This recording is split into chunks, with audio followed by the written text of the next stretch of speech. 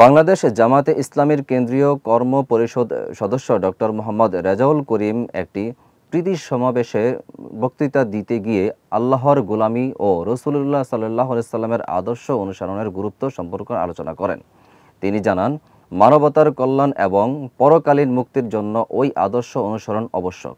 তিনি উল্লেখ করেন যে আল্লাহর মানবকে বিশেষভাবে সৃষ্টি করেছেন এবং তার দেওয়া দায়িত্বকে সফলভাবে পালন করা আমাদের কর্তব্য। ডেস্ক নিউজে বিস্তারিত জানাচ্ছেন অরণি আক্তার।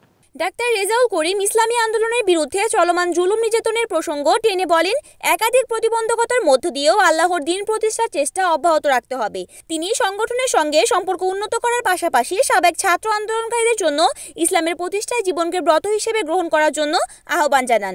বক্তব্যের মাধ্যমে নেতৃবৃন্দ সংগঠনের সদস্যদের মাঝে উৎসাহ যোগানোর চেষ্টা করেছেন, যাতে তারা নিজেদের মধ্যে ভয়ভীত ত্যাগ করে দ্বীন প্রতিষ্ঠার পথকে অগ্রাধিকার দেন। এছাড়াও অন্যান্য প্রার্থীদের ভর্তি কার্যক্রম যথারীতি চলতে থাকবে।